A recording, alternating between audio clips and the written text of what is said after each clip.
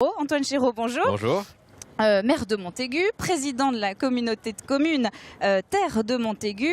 Vous êtes donc l'organisateur du Printemps du Livre ici. C'est la 26e édition, si je ne me trompe pas. On peut donc dire que le livre papier a toujours beaucoup de succès. Mais il en a même de plus en plus. La preuve, le grand chapiteau qui est derrière vous, qui va accueillir tout au long du week-end 250 écrivains à peu près, et qui va accueillir au minimum, parce qu'on pense faire aussi bien que l'année dernière, 35 000 visiteurs.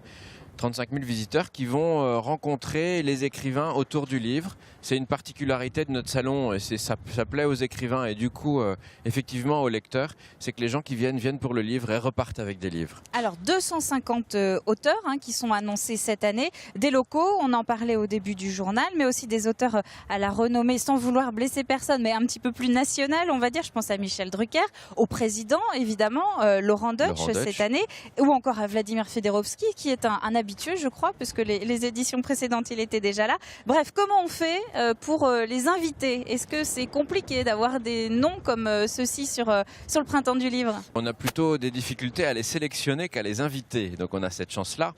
La règle, et c'est le respect qu'on a pour notre public, la règle c'est qu'on invite des écrivains qui ont publié depuis le dernier Printemps du Livre, et des écrivains qui sont de qualité. Donc on travaille en amont avec les maisons d'édition et on est plutôt à découper pour qu'il n'y en ait pas de trop, parce qu'au-delà de 250 ce serait difficile, et donc ça nous permet d'avoir un choix varié. C'est important pour nous d'avoir du roman, d'avoir de l'histoire, d'avoir des auteurs jeunesse aussi. Il y a un record cette année, il y en a 38 auteurs jeunesse, de façon à ce que le public le plus varié possible s'y retrouve et prenne le goût de la lecture. Alors si on rentre un petit peu plus dans le détail du programme, quels sont les temps forts pour cette édition de 2014? Nous aurons l'inauguration demain avec le président Laurent Deutsch qui succède à Éric Emmanuel Schmitt. On a choisi Laurent Deutsch parce qu'il y a un lien avec la Seine et que nous sommes ici à côté du théâtre de Thaly, et donc il nous fera demain le samedi donc une lecture publique de son dernier livre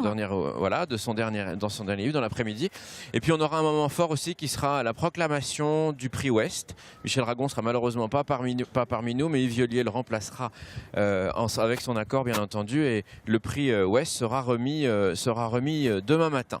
Et puis tout au long du week-end, des escales littéraires avec Philippe Chauveau de Web Téléculture, des escales également un café littéraire avec Philippe Vallée de France Info tout au long du week-end. Et puis une très belle exposition, je crois, pas loin de nous du tout, avec deux manuscrits assez hors du commun. Oui, enfin en tout cas différents manuscrits, mais de deux styles différents. On aura effectivement le testament politique de Louis XVI que nous a prêté le musée des livres et des manuscrits. Donc évidemment c'est une grande chance, un grand honneur que nous l'ayons. Et puis aussi des lettres de haut poilu de Clémenceau, ce qui évidemment colle bien à l'actualité avec l'anniversaire que nous fêtons sur la Grande Guerre, et puis Clémenceau, ce grand Vendéen auquel nous sommes si attachés, en particulier à Montaigu, puisque son grand-père était sous-préfet de Montaigu. Donc il est peut-être bon de rappeler que le Printemps du Livre, ce n'est pas seulement des allées pour aller rencontrer les auteurs, mais donc là on peut aussi flâner, prendre le temps et aller écouter, vous le disiez tout à l'heure, par exemple Laurent Deutsch, demain, ça c'est demain après-midi.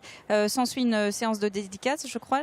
Oui, voilà, il y en a toute la journée. Et puis différentes rencontres avec d'autres auteurs. Merci Antoine Chéreau.